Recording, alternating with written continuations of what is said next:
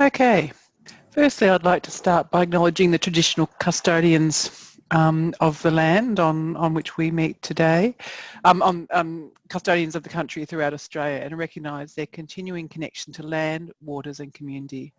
I pay my respects to all of them and their cultures, and to elders both past, present and emerging.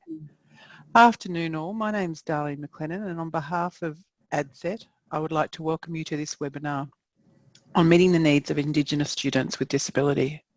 Sharon Kerr is currently undertaking her PhD at the University of Sydney, focusing on the needs of Indigenous students with disability. Today Sharon has kindly agreed to present to us a presentation that she gave to the Pathways 14 conference last year. It seems like a lifetime ago, last year. So we just thought some people were unable to go to Pathways, or some people may have missed the presentation while they were there. So this is a good chance for us to catch up on that.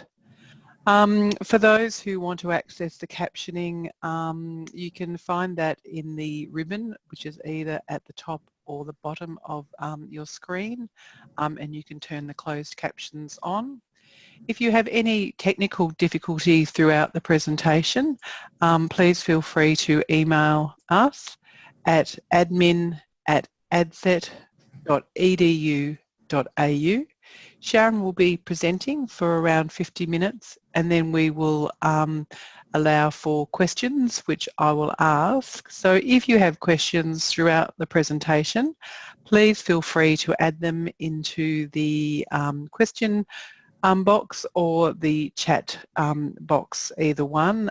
We haven't quite worked out yet. This is only our third webinar using Zoom, so we haven't quite worked out which is the best way to go, so we're trialling both.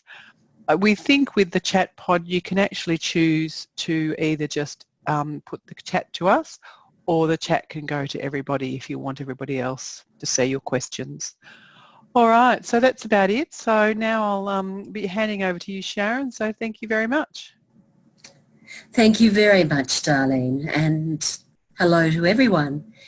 White questions, black answers, and this is the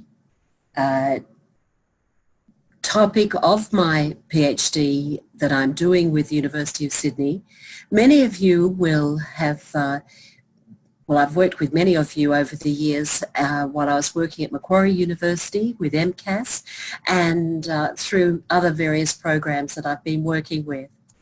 Like Darlene, before we start, I'd like to acknowledge the traditional owners of the land on which we meet, and that's for everywhere that we are. And I'd also like to acknowledge the traditional owners of the knowledge which I'm going to share. In particular, I'd like to acknowledge Dr. John Gilroy, who is an Indigenous academic and is one of my supervisors for my research. And the members of my Indigenous advisory group, I have Rosalind Sackley, Maria Robinson and Naomi Carolyn, and they continue to provide guidance and insight with regard to Indigenous knowledge and cultural safety, and the people who have generously shared their stories with me for this research. So let's go. As a teacher and as a support practitioner, I've had a number of questions that I've set out to find the answers for. When I was at Macquarie University, we were providing support right across Australia to students with disabilities. It was actually many hundreds of students a year that we would be providing support to. And one of the big concerns that I had was, why was it that Indigenous students with a disability weren't presenting for support? Now, this was back in 2008, and it was at a conference in Melbourne that I met with Rosalind Sackley, who heads up my Indigenous advisory group.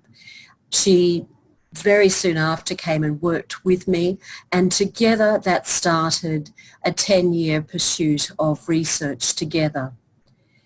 So the questions were, and for my research, why is it that Aboriginal and Torres Strait Islanders with disabilities are not presenting for support? What are the barriers, both real and perceived, for students who need support? And how can we mitigate the impact of these barriers?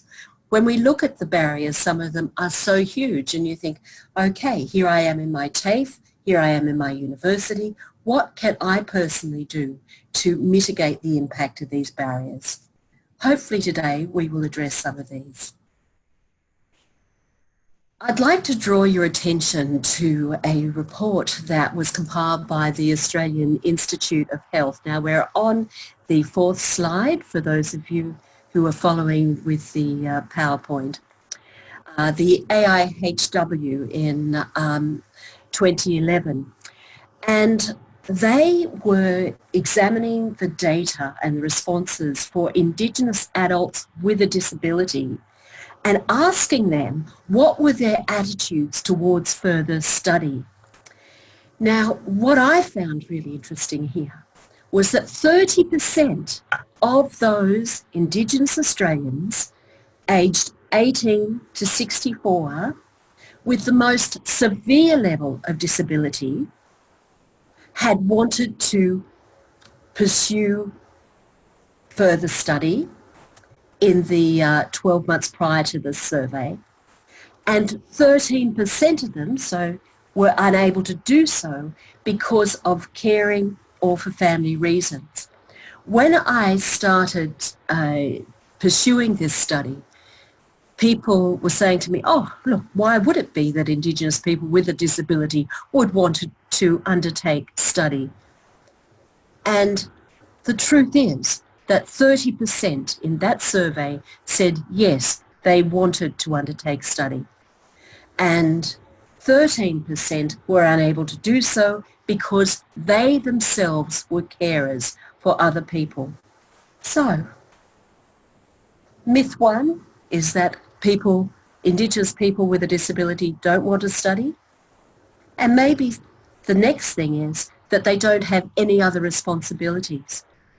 Quite often, our Indigenous students themselves are caring for other people with disabilities. All right, I'm on page 5 of the slides now, and this is a chart which is looking at the results of the 2015 Survey of Disability, Ageing and Carers. It has a lot of data on it, but there's two particular things here that I wanted to draw your attention to. Arrow 1 is looking at the experiences of discrimination. Okay, so the experiences of discrimination due to disability were almost twice as likely than non-Indigenous people. This is what they actually experienced. So when we're thinking, why aren't people putting their hand up saying I'm having a disability? The reality is for Indigenous people with a disability, discrimination for them is double that of the general population. The other thing I want you to have a look at is the second arrow down here. It's pointing to the graduation rates or the students coming through with disabilities past year 11 in high school standards. Now, in 2012, that figure was 39%. In 2015, that figure rose to 52.7%. So that figure is increasing. The students with Indigenous students with disabilities who are getting higher levels of education and coming into our TAFEs and universities are on the increase. And so this is why it's very important that as practitioners, teachers, support workers, that we are aware of this significant increase occurring. Next slide. White questions, black answers. Now, looking through the literature, and I'm going to look at some of these barriers today, it is evident that multiple barriers exist for Indigenous students, multiple barriers exist for students with disabilities. And at that intersection of being Indigenous and having a disability, there are enormous barriers. Now, the important thing is that these are different for each person. Thus, there is a real need to listen to your students and identify their needs. This webinar is going across Australia. The experiences that are being experienced by students on the outskirts of Sydney will be different to those being experienced by students in Kalgoorlie. We must listen to our students and identify what their needs are. All right, from the literature, barriers include poor access to quality education from preschool to year 12. Now, the implication here is that if you haven't had that strong foundation in education, then you haven't got the foundational learning skills, learning how to learn. One of the things that I've been involved in for the past 2 years, my husband wasn't well, so I went back to the classroom and I was working in local schools, and it was so evident when children had no access to early childhood education, how they presented in the classroom. If they didn't have that foundational skills of learning how to learn. So that's the first one. If a child hasn't had access to strong foundational educational experiences, then that puts them behind the 8 ball to start with. Unemployment. This is another barrier which has major implications for our Indigenous students with a disability. For our students, both the world of education and the world of work may be foreign not only to the students but also to their families. Students may be studying in an environment of economic stress. So much of what our students actually get is from their families, with families talking about, okay, well, maybe you should do this subject or that subject. Maybe this career path is something that would be of interest to you. I notice that you're very good at this. Perhaps you could do this sort of work.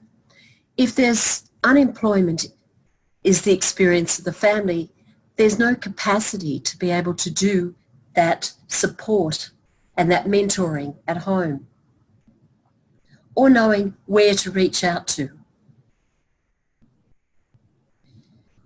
Incarceration. Now, in response to the call out for this webinar, I had one of the attendees who's here today. He actually sent quite a long response through, and I'm going to periodically call out, I'll call him Peter, Peter's responses. He wants to stay anonymous because it's giving his experience as an Aboriginal support worker, and I think it's quite valid to hear his response here. At the Pathways 14 conference, I asked people to put up their hands and say, well, look, how many of you are supporting students who are incarcerated? And I was really quite surprised to see that a good 50% of people had their hands up in the air. Our incarcerated students, and they are our students, our incarcerated students may not have access to the internet or to the learning resources and the support of other students. That is a big barrier if you are an Indigenous person with a disability and you are in prison. Also too, personal, family or community experience with incarceration may impact on a student's personal confidence of succeeding at study and transitioning to employment and a career. Now, I'm just going to read this from Peter, which is the name I'm giving him. And he's saying that our jails are brimming with Aboriginal people with disability compared to the resources and funding required to support Aboriginal communities in prevention, and more recently the percentage of Aboriginal women being sent to prison has risen. More data to justify why funding should be directed to non-Aboriginal organisations whose headquarters are 150 kilometres away in large regional centres, and I think that that's tongue-in-cheek there.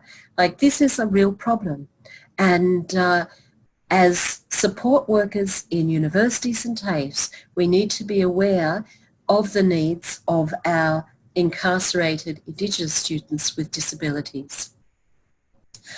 Another barrier is poor health and access to health services. Now, the implications here may be that students are impacted by either their own poor health or the health of their family members for whom they carry care responsibilities. Now, remembering back to that survey we were looking at previously, where 13% indicated that they were caring for other people. So if you're sick, if you're not well, if you've got major health problems, that impacts on how you engage with your study and your capacity. If your children are not well, if your family are not well, that has a big impact, and it's a barrier to your success. Next slide. I'm just moving this around here. See what number? Page 11. Accommodation. Now, this is a big one, and it's a big one in our cities where accommodation is so expensive. The ideal of having a nice quiet desk where you can sit down with good lighting, do your study, get your work done, is not the lived experience for so many of our students generally, but certainly for our Indigenous students with disability, it is a big challenge. Students, they may not have secure or appropriate accommodation conducive to studying. So when we're thinking about how we can mitigate those barriers, thinking how can we provide better accommodations in our institution to support the study? Okay.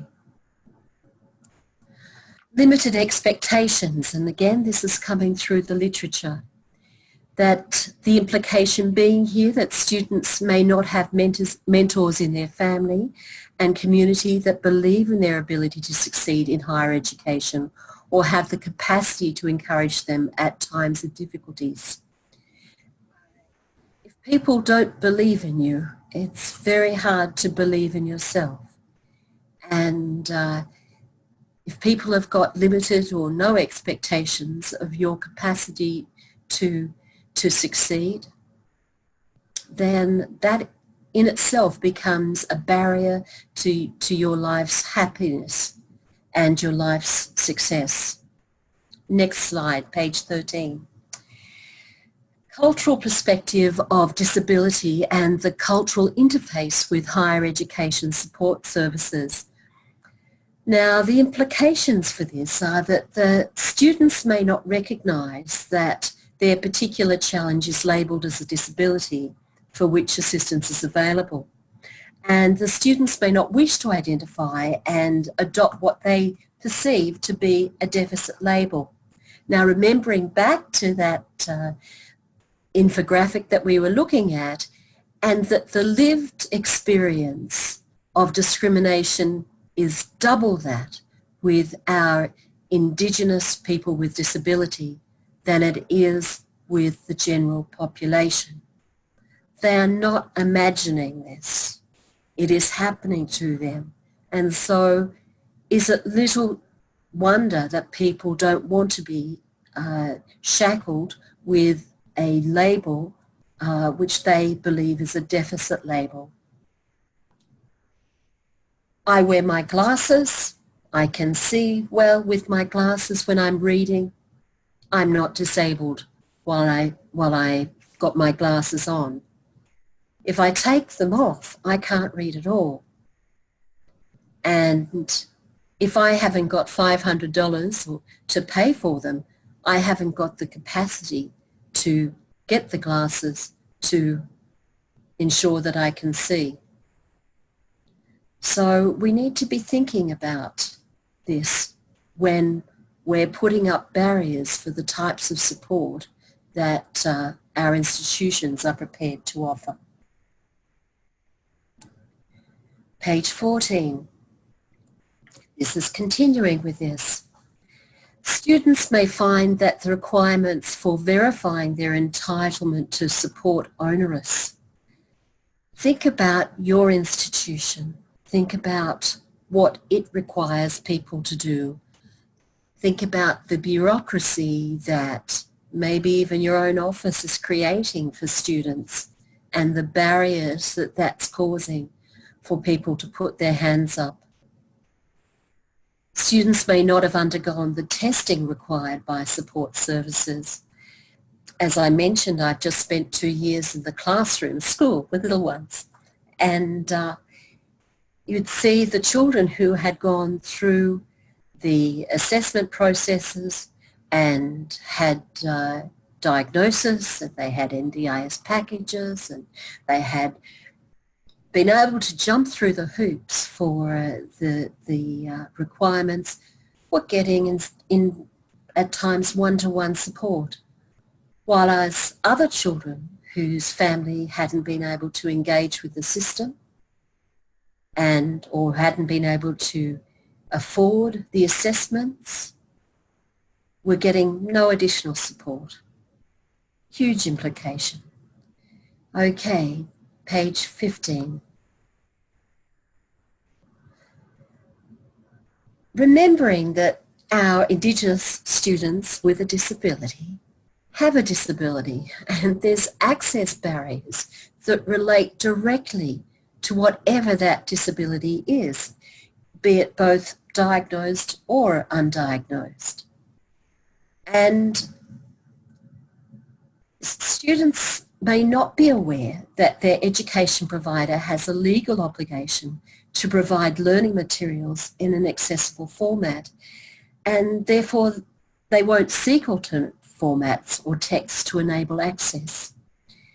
Working with Ros back at Macquarie University, this was something that we saw quite often of students just trying to cope.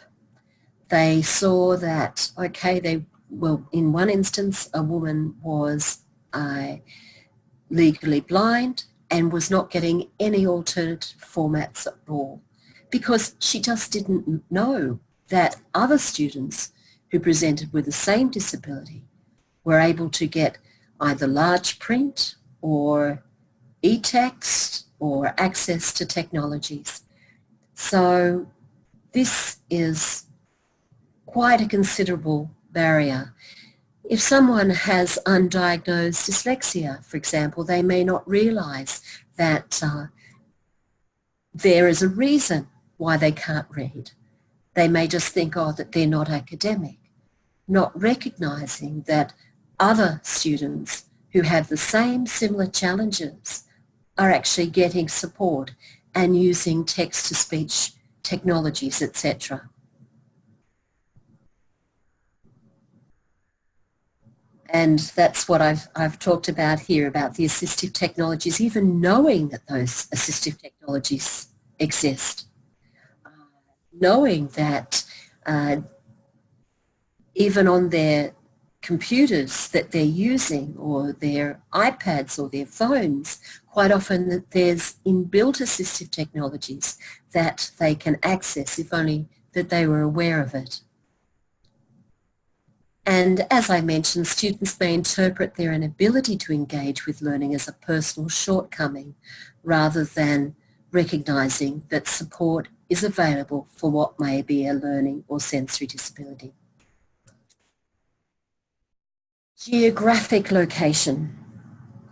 Now, as this webinar is going out across Australia, I'm sure many of you will have tales to share about this. But if students don't have access to good public transport, they may have issues about not wanting to leave their families to go and study. If students may not have access to the internet, if they've got caring responsibilities and it's onerous to get back home quickly, that may cause a major problem. Being a long way away from libraries or other support services, that can cause a major barrier for students. Page 18. Barriers for Indigenous students with a disability are multiple and real.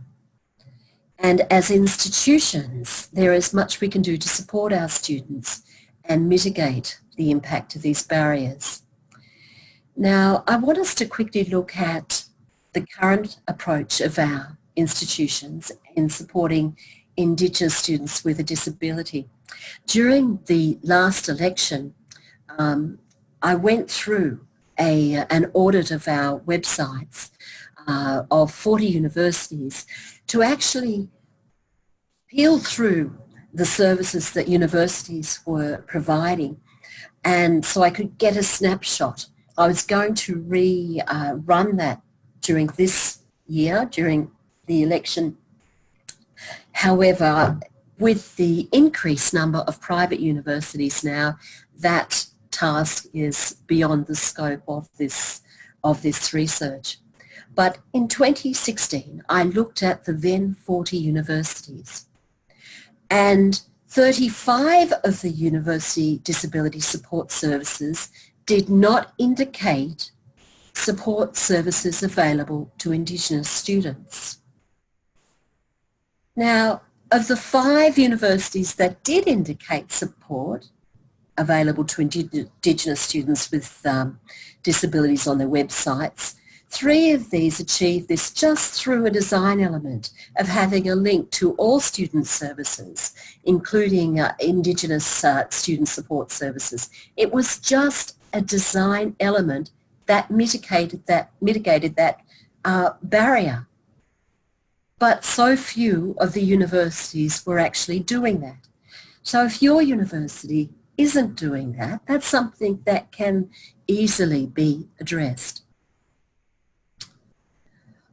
The one university actually had the acknowledgement of country on every page of the website, which then hyperlinked back through to the Indigenous student support page. Again, a simple design technique that can direct students through to where assistance is available for them.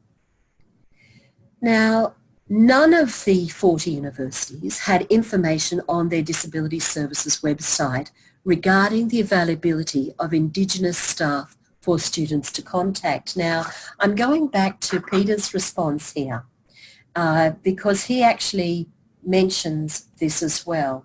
And I'm just trying to see if I can get to the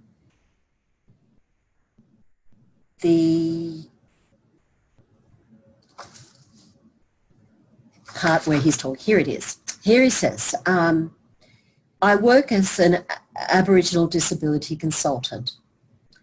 And he goes on about how many people are doing this role, which isn't terribly many. I feel there is a need. There needs to be more skilled Aboriginal people advocating in full-time permanent positions to support Aboriginal people to attempt or finish online or face-to-face technical education.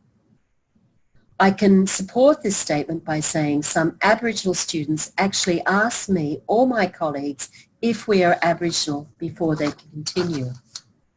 So not having information or having those links with your disability support units for Indigenous staff is a real barrier and something that can be addressed, and that's what's happening here.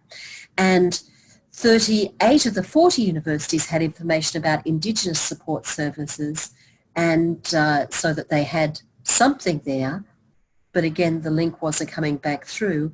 And 2 of the universities didn't have any information. Now, the 2 universities that had no information about Indigenous students were actually the private universities.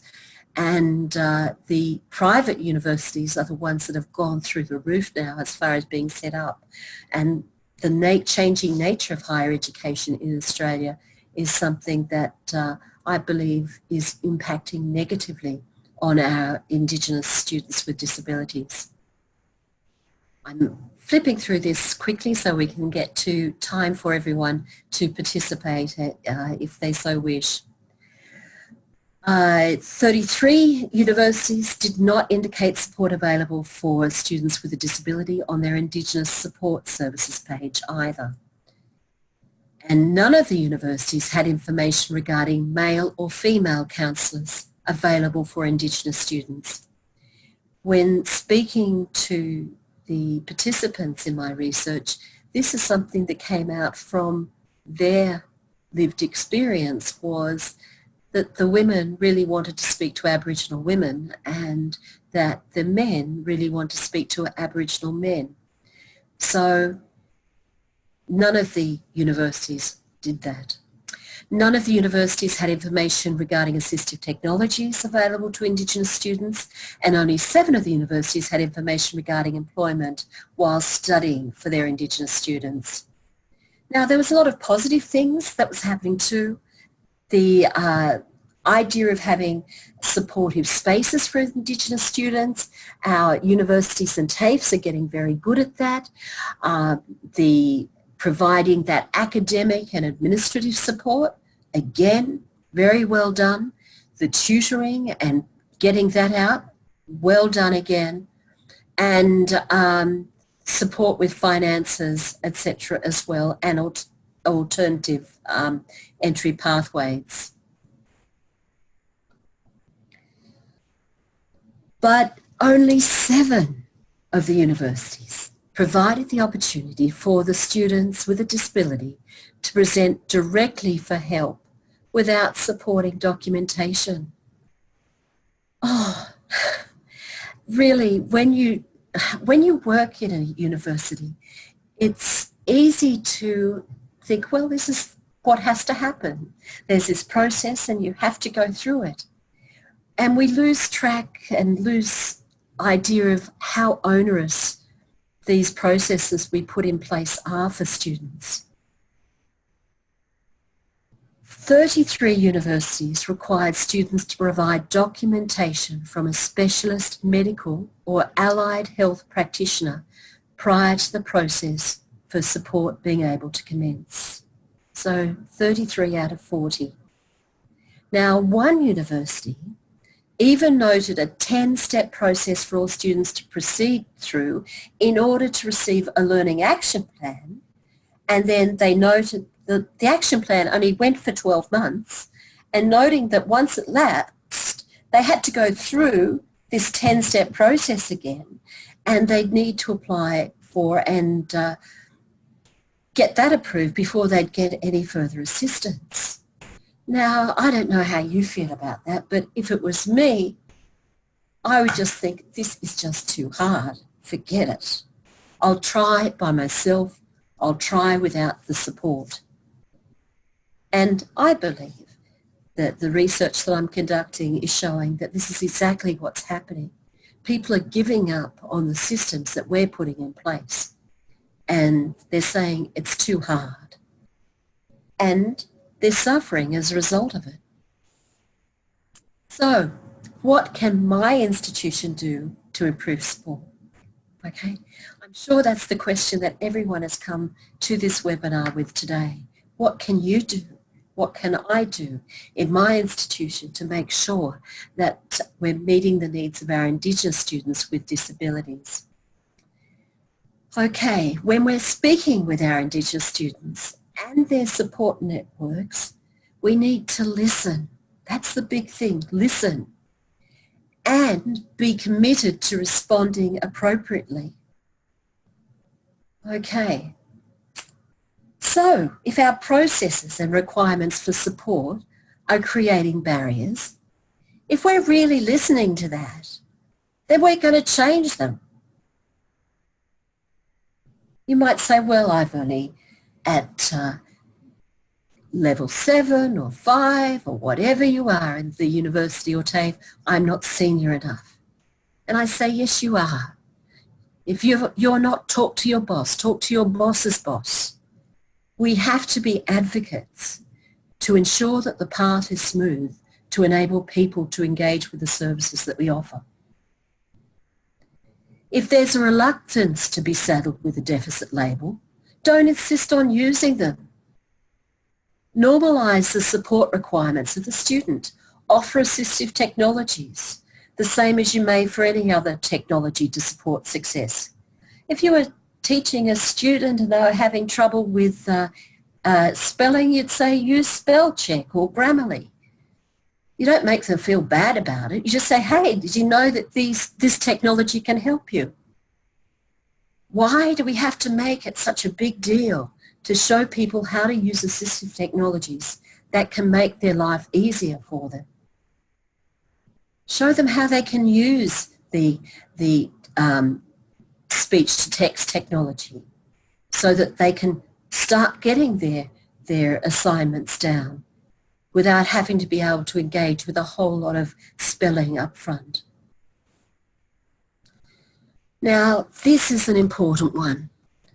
Work shoulder to shoulder with the Indigenous support staff in your institution. And if you're joining this webinar as an Indigenous support staff member, I'd say work shoulder to shoulder with the disability support staff to ensure that support's coordinated and responsive to the needs of your Indigenous students with a disability.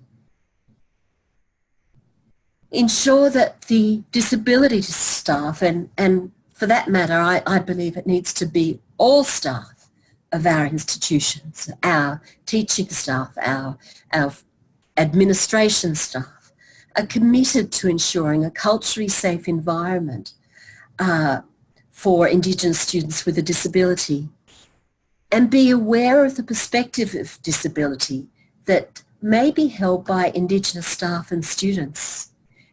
Don't assume that just because someone is from an Indigenous background and they're on the staff as a lecturer, that they will have an understanding of the disability support needs of their Indigenous student with a disability. And please, oh please, and I know I'd say this for Peter who is listening too, don't forget the needs of part-time, distance and online Indigenous students with a disability. Our responsibility is the same to them as it is to our internal students.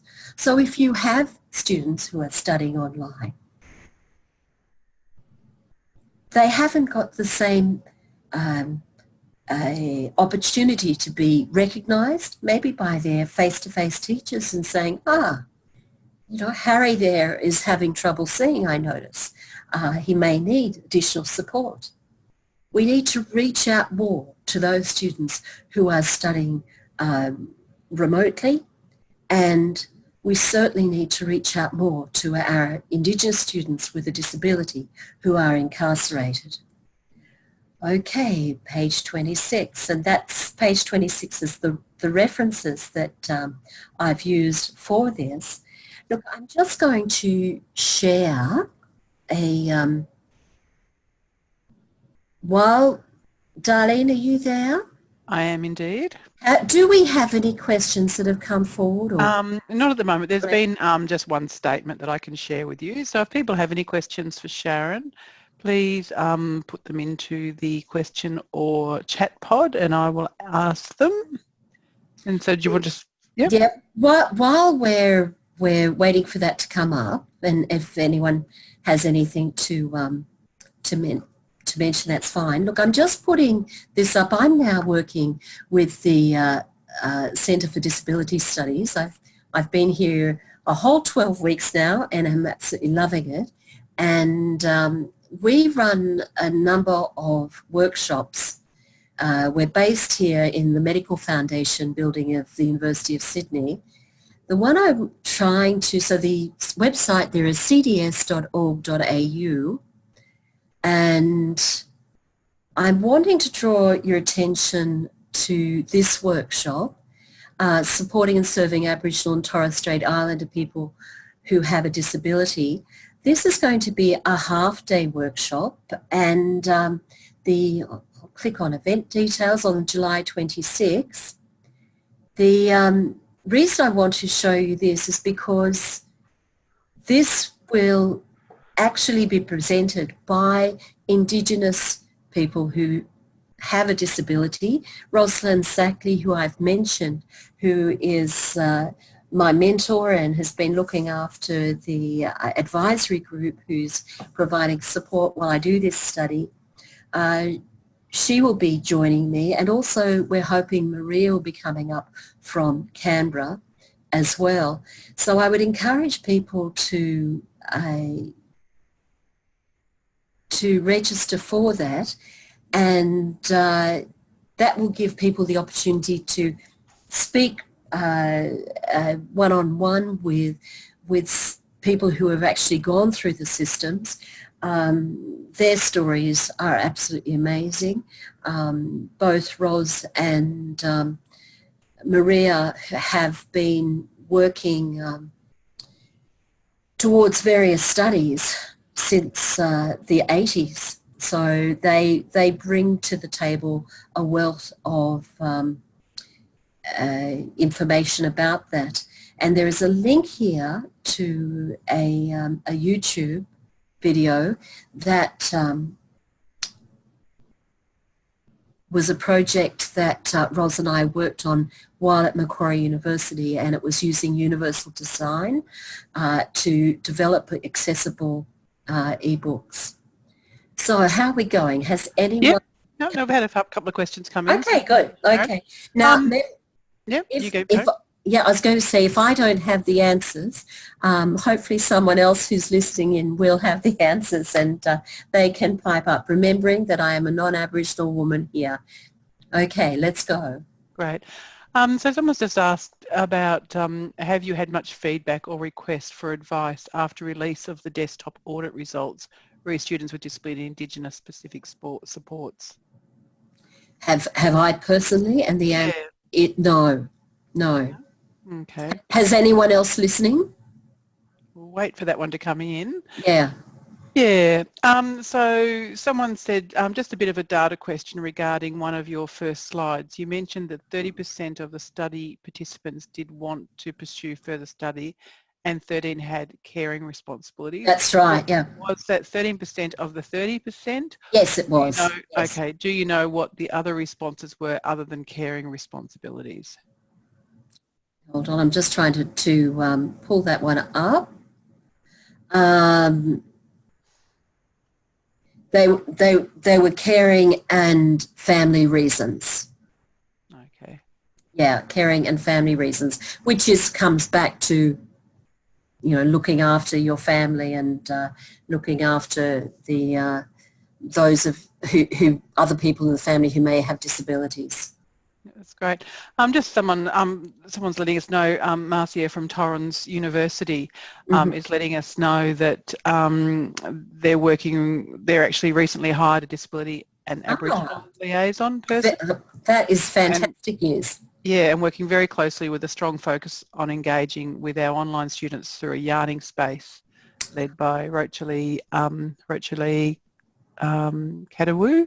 We are certainly increasing information available for both areas of support, which is fantastic.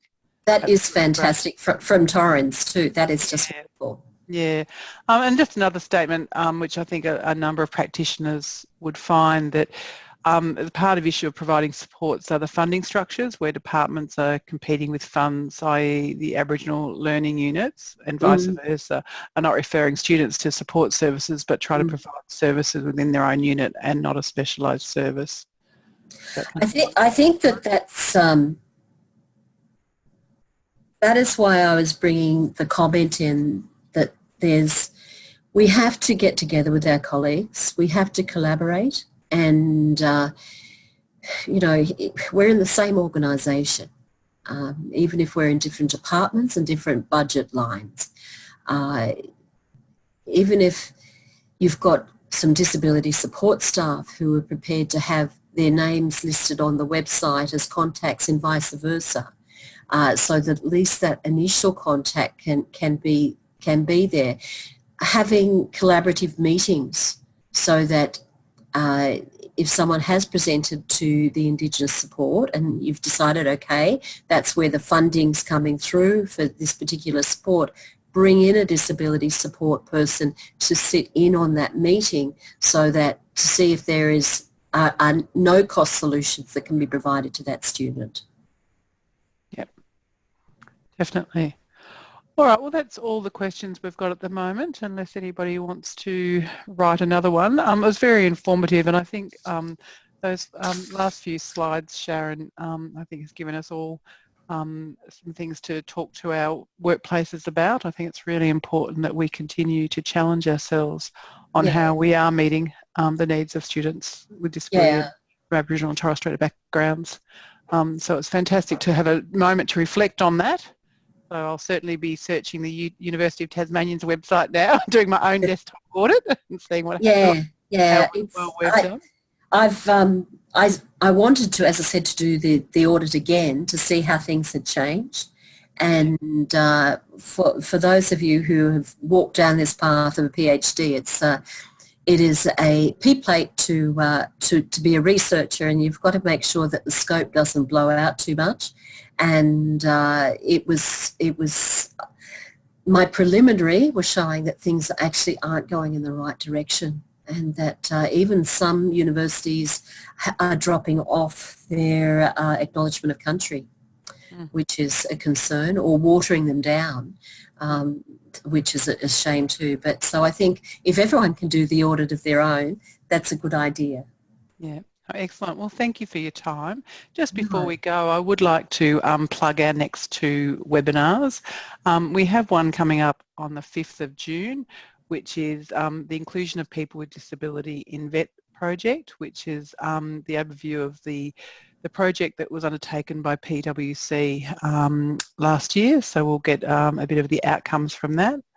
And then on the 12th of June, we will have Troy Weller from Microsoft presenting on the inclusive classrooms. So both those are coming in June.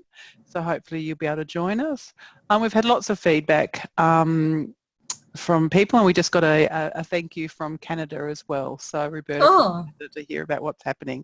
So thanks everybody for joining us, and thank you, Sharon, for the very informative webinar, and hopefully we'll see you all at the next one. Cheers. Okay, bye.